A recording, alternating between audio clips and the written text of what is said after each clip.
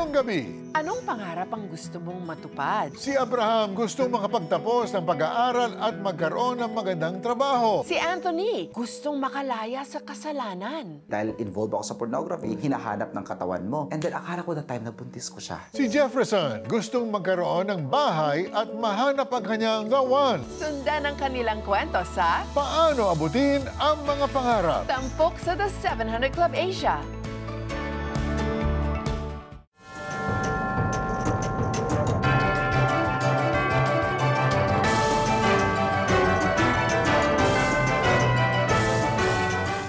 Welcome to the 700 Club Asia. Hello. Joyce, nung bata ka pa, yung mga 2 or 3 years ago. Sige, itanong mo na, Mary. Game. Ano ba mga pangarap mo? Ano ba yung pangarap ko 2 or 3 years ago? Hindi, nung bata ka pa. Nung bata pa ako, totoo to ha, I wanted to be an astronaut. Talaga? Yes. Alam mo kung ano nangyari? Naging star na lang ako. Joke.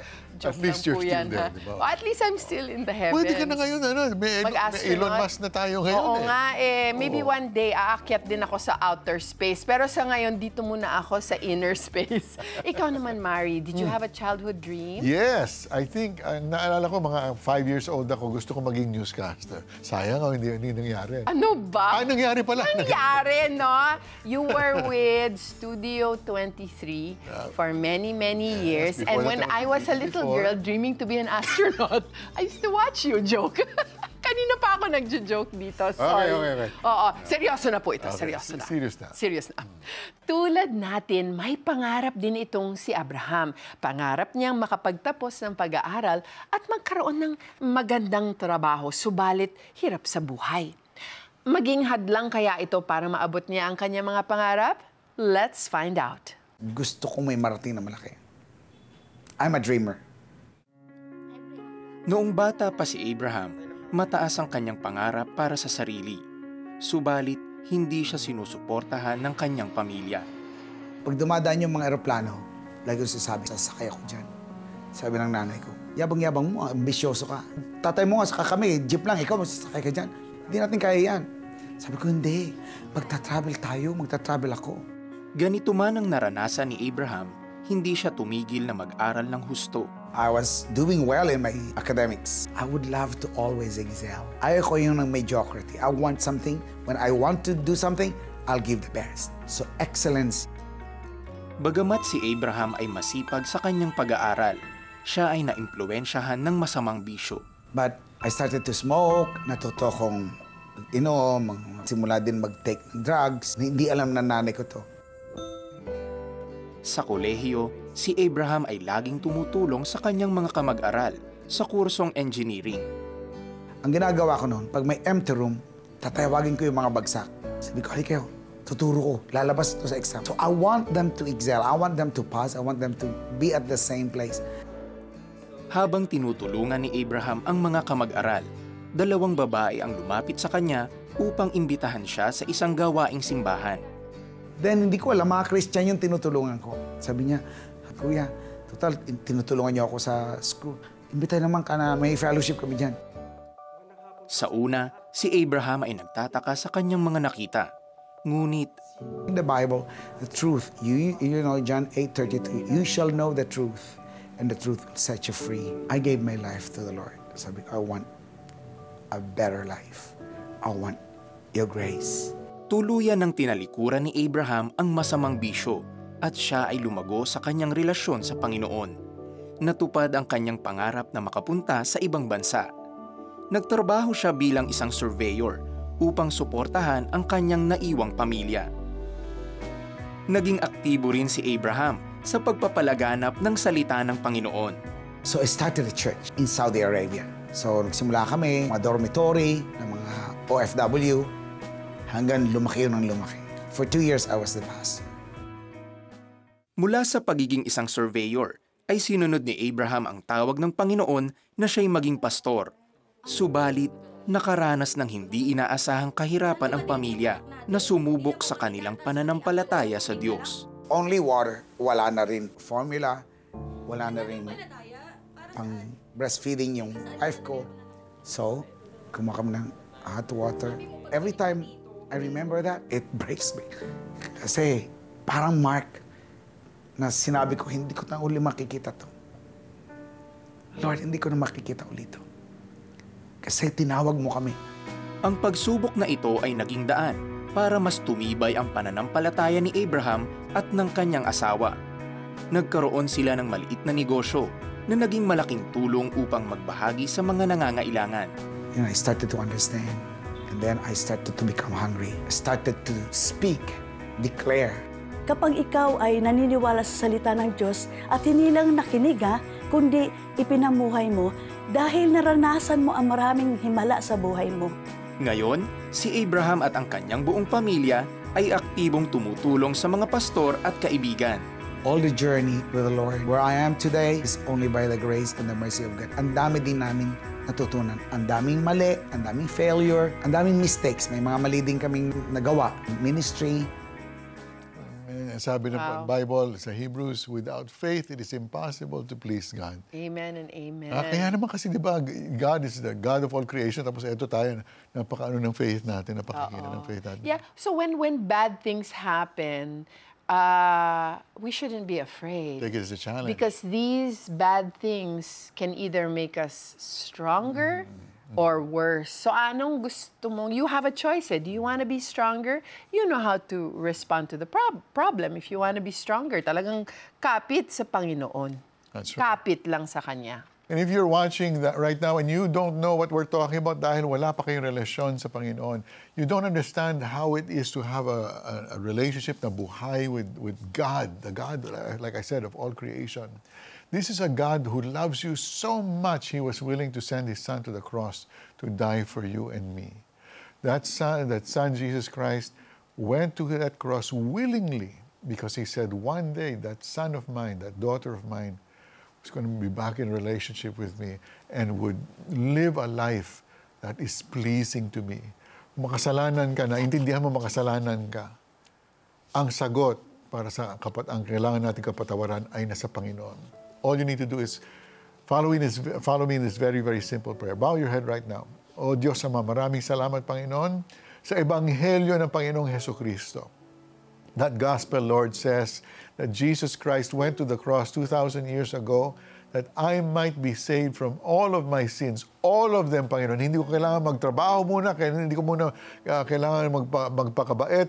It's you, God, who would work your work in me. So, Father, sa oras na ito, isinusuko ko po ang aking buhay. Wala po akong magagawa upang to please you, Father, any more than I'm pleasing you right now by surrendering my life to you. Isinusuko ko po ang aking buhay. Lord, would you cleanse me of all my sins? Cleanse me, Lord, of all my unrighteousness. And Holy Spirit, would you come and live in me now?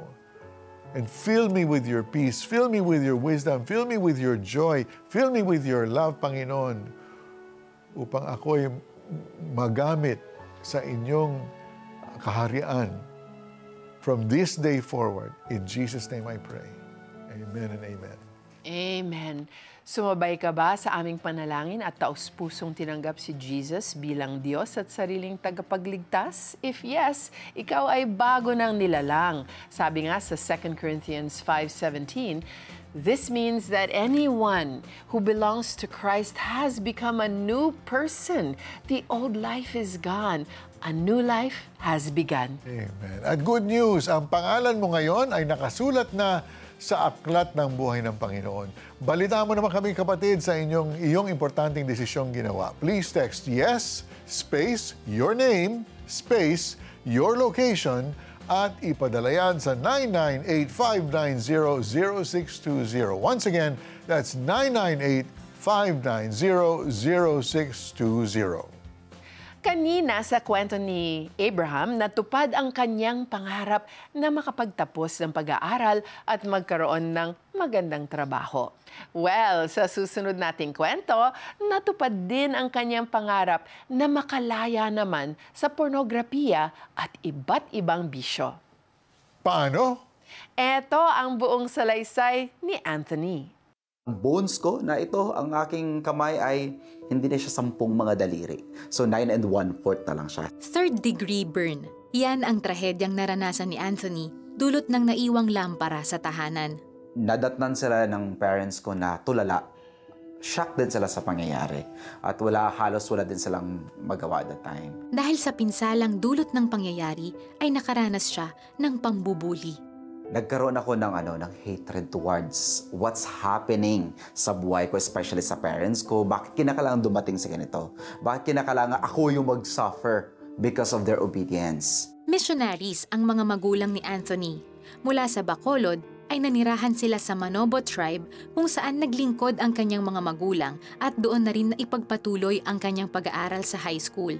Nag-working student siya na nagbago rin ng kanyang buhay. So para sa akin, bagong mundo ito, nakalaya na ako sa parents ko, wala na ako sa bukid, so ang ginagawa ko, something new na. Doon, unti-unti, na-expose ako magnakaw, paunti-unti. 20s, hundreds, hanggang sa nag-1,000 na. Lumipas ang taon, ay kinailangan nilang bumalik sa Bacolod kasama ang buong pamilya.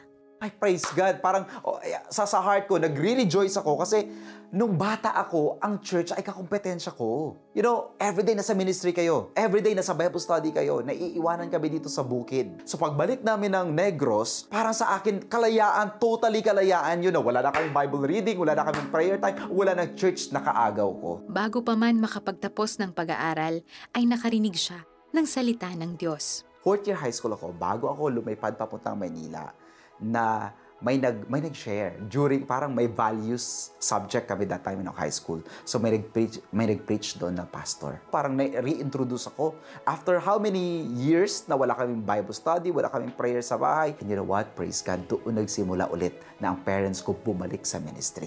So that day, bago ako napunta na Manila, nagpa-water baptize ako.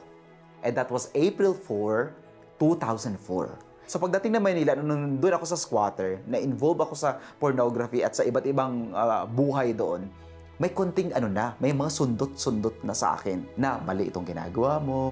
Kasabay din nito ay nakapaghanap si Anthony ng local church na tumulong sa kanya para makapag-aral sa isang Bible school bilang tugon sa panawagan ng Diyos. Habang nag-aaral, pumasok si Anthony sa isang maling relasyon. Dahil involved ako sa pornography, so hinahanap ng katawan mo. And then akala ko that time nabuntis ko siya. Tapos, yun yung naging turning point ko. Sabi ko, Lord, maling-mali ito at ayoko din makasira ng pamilya. Dahil pamilya ito ng kaibigan ko. Doon ko naranasan the time na lumuhod habang habang nagtatrabaho ako. Kasi morning nagwo-work ako, afternoon nagsuschool ako. Doon ako time na umiyak, lumuhod ako sa Panginoon. Sabi ko, Lord, malampasan ko lang itong stage na to. Susunod ako sa iyo, maglilingkod ako sa iyo. Dininig naman ng Diyos ang kanyang dasal nang hindi mabuntis ang babae. Doon nagsimula ang kanyang pagbabago. Sa biyaya ng Diyos, iniwan niya ang maling relasyon at masasamang bisyong kinalakhan niya. Natutunan din niyang patawarin ang mga taong nambuli sa kanya noon. My life today is a sum of God's grace and kindness. Nadi-display ang kapangyarihan ng Lord na kaya pala ng Panginoon i-rescue ang mga taong handang magpa-rescue sa Kanya kung tatawag lamang tayo sa Kanya. Sa kasalukuyan, may sariling pamilya na si Anthony. Dagdag pa rito, isa rin siyang prayer counselor na layong tumulong sa mga kababayan nating nakararanas ng pambubuli at iba't ibang hamon pa sa buhay. Ginagamit ako ngayon ng Panginoon dahil sa mga pinagdaanan ko rin yun. At dahil sa pagkasunog na ito, hindi na ako nahihiya na mag-share. Kasi dahil sa Bible study ito, dahil ito sa pagsunod ng parents ko, lahat ng yun na pinagdaanan ko ay nagiging vessel para mai-usher ko yung kausap ko patungo sa grace ni Lord. Wow! Totoo talaga, God's Word does not return empty. Amen. Diba? So you right now, you're listening, whatever we're sharing you, that's God's Word, it's not going to return to you empty. It's going to bless you, if not now, one day in the future. At napakaganda ng kinuwento ni Anthony na yung mga nangyari sa kanya sa past, hindi na niya kailangan ikahiya. Kung ginagamit ng Panginoon ngayon, dahil yung pinagdaanan niya, it can help someone else. Amen. Diba? Amen. Sa ngayon, mahigit 4 na taon ng kasal si Anthony. Parang kailan lang, ano? Isang pangarap na naman ang na-unlock sa kanyang buhay. Ang ma-celebrate ang kabutihan ng Panginoon sa kanilang married life. Amen. But wait, there's more. Ganito na rin kalaki ang kanilang 2 anak. Wow! Wow! Ang bilis ng panahon, ano? We pray that God will always be the center of your family at patuloy na magamit ang inyong testimony to draw even more people to Christ. Amen and amen! Sa ating pagbabalik, paano ba mag-share ng gospel sa bahay? At paano naman natupad ang pangarap na bahay at pag-ibig ni Jefferson? Sabay-sabay nating alamin. Stay with us.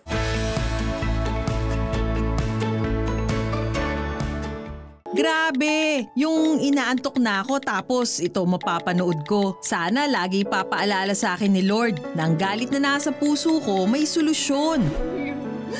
I'm sorry, natagalan.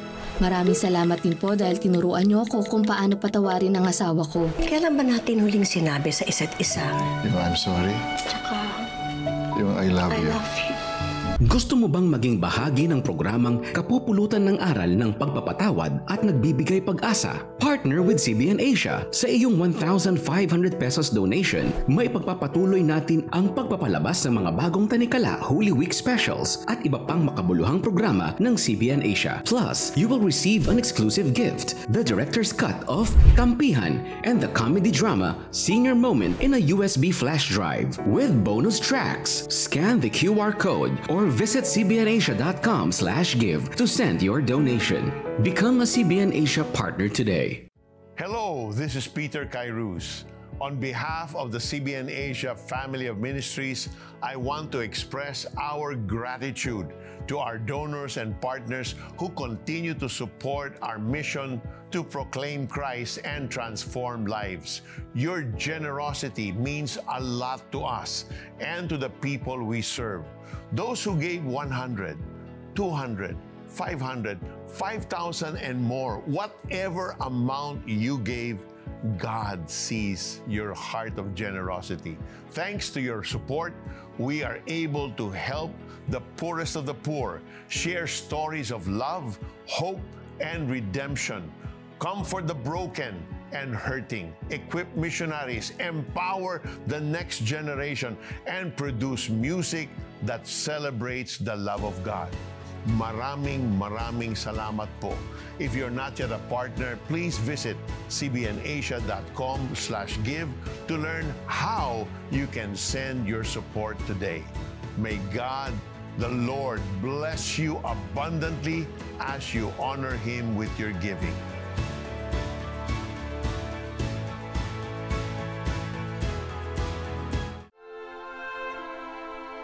Ang tagapagtanggol ng bayang Israel, hindi natutulog at palaging gising. Ang Diyos na si Yahweh siyang magbabantay, laging nasa piling. O Jesus, we watch with you and pray for Israel, the Jewish people. Protektahan mo sila sa mga umaatake sa pamamagitan ng paninira at pagkalat ng kasinungalingan. At sa mga kidnapping rockets, drones at bomb attacks, bigyan mo sila ng tagumpay laban sa kabi-kabilang kaaway at terorista. Ingatan din po ninyo ang mga nadamay na sibilyang Palestino upang kayo ang maluwalhati, O Jesus, Diyos at tagapagligtas ng Israel. Amen.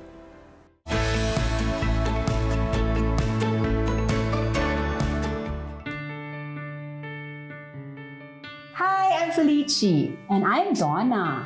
And we're going to share with you some tips on how you can share your faith at home. You have to have a good relationship with your child, di ba? Kasi hindi mo ma-influence yung bata, hindi makikinig sa'yo, kung takot sa'yo, di ba? So, dapat meron kayong magandang pakikipag-ugnayan, so that you will be able to teach. Natanggapin niya kung ano yung ituturo niyo. So, yun ang pinaka-basic, yun ang pinaka-una. Ano pang tip, Donna? Yung mga kwento, stories, syempre galing from the Bible, or even stories of great virtues, of great people. Yun, ipasa natin sa kanila dahil mas madaling maintindihan, mas madaling maalala, at mas siksik sa lessons kapag mga kwento ang ating ibahagi that, form their faith and the values. So storytelling. Na pwedeng maging role-playing. Oo. Maraming pwedeng gawin sa mga kwento, di ba? Correct. Tapos yung pangatlo, be available kung may tanong. Oo, yun ang mga tinatawag ng golden moments. Kasi kapag sila na mismo ang nagtanong, may interest na. Oo. Tapos gusto nang makinig. May readiness na yung puso, kaya nagtatanong. So, dapat bigyan natin ng oras kung may tanong sila tungkol sa kanilang pananampalataya na nandun ka para i-guide sila. Oo, at huwag ka agad mag-correct at itama. Makinig muna. Yes. At intindihin kung saan sila nanggagaling at hanap ka ng approach na parang mas may intindihan ka nila in their level. And we want to encourage those who are already sharing their faith with their kids. Pagpatuloy niyo lang po kasi para kayong farmer. What you sow, one day, you will reap a harvest. And para naman dun sa nag-homeschool na, ito naman ang encouragement natin. Na yun din, press on. Kami, malalaki na mga anak namin at nakita din namin ang fruits of homeschooling. And meron talagang promise ang Panginoon. Kapag tinawag ka niya for this, talagang i-deliver niya yung promises niya. So, just be encouraged to press on.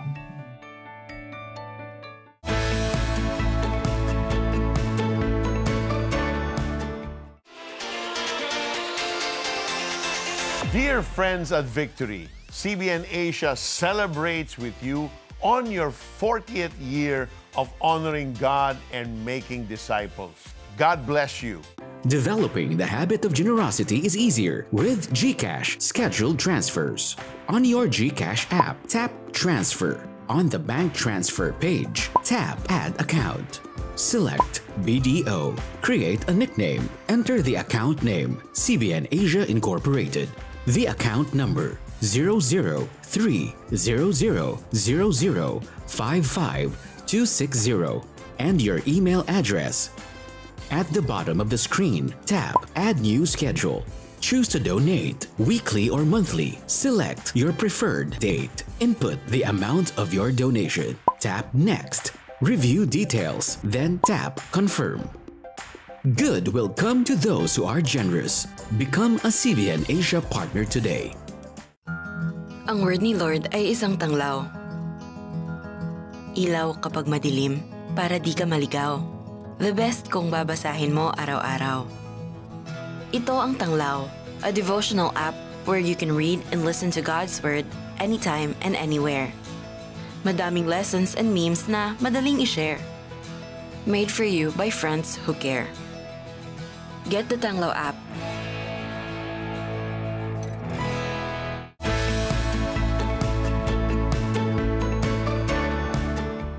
Pangarap mo bang magkaroon ng bahay? Pangarap mo bang magkaroon ng love life? Tiyak relate ka sa kwento ni Jefferson.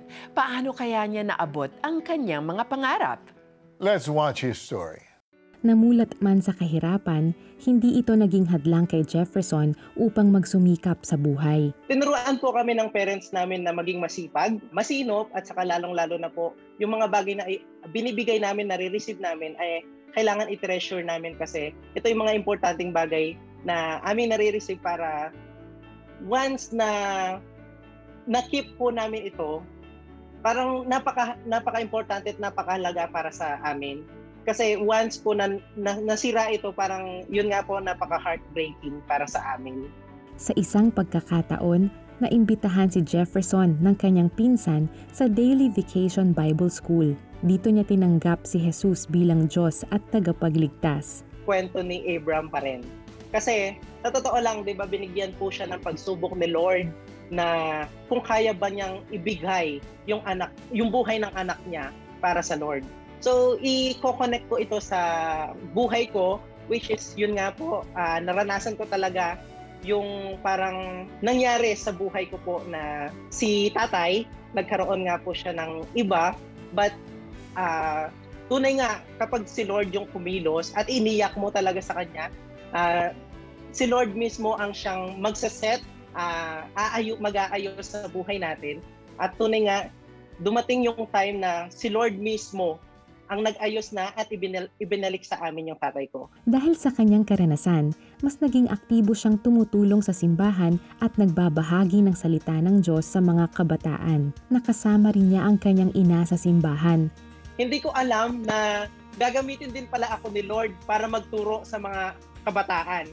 That time, si Pastor, nung natira na po ako sa kanya, Isa pa po siguro si pastor na ginamit ni Lord para mas lalo pa pong lumalim yung faith ko sa kanya. Kasi nagsishare pa rin po siya ng Word of God at saka yung mga nararanasan niya noong kabataan niya. Nang makapagtapos ng kolehiyo at makapagtrabaho, hindi lamang pansariling pangangailangan ang naging malaking hamon. Maging ang pangangailangan ng kanilang church ay isang pasanin, kaya't isang malaking desisyon ang kanyang ginawa. July 2020, yung savings ko is as in 12,000 na lang. Then, the next month is church anniversary na po ng church. So the time I decided to give all my savings sa church para man lang magawa yung stage ng church at malagyan po ng cross yung church namin.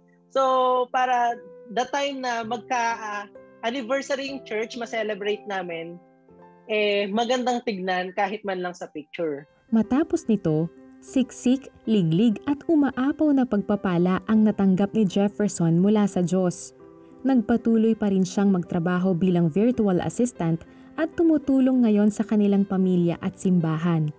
Yung pinaka-aim ko sa buhay is maging proud sa akin yung parents ko. Kaya isa sa naging ko po is magpatayo ng sarili kong bahay. Ayan. So before ako nag-decide na magpatayo ng sariling bahay, pinag-pray ko po ito kay Lord na lahat ng mga gagastusin dito mai-provide lahat ni Lord. Ang kinagandahan pa po dito is hindi pa po ako nagpatayo ng bahay, inuuna ko na po yung church. Malapit na ring maikasal si Jefferson sa kanyang kasintahang si Sharon. Praise God kasi si Lord talaga yung nagiging center ng relationship namin. Alam ko naman, God's will ang siyang mangunguna sa buhay namin. Yung mga hinihiling mo or mga gusto mo mangyari sa buhay, kung will ni Lord yan, ibibigay at ibibigay ni Lord. Kaya kailangan maging malalim ka lang sa pananampalataya, maging faithful ka lang din sa pagbibigay. Sa naging takbo ng buhay ni Jefferson, isang bagay lamang ang kanyang natutunan mula sa Diyos.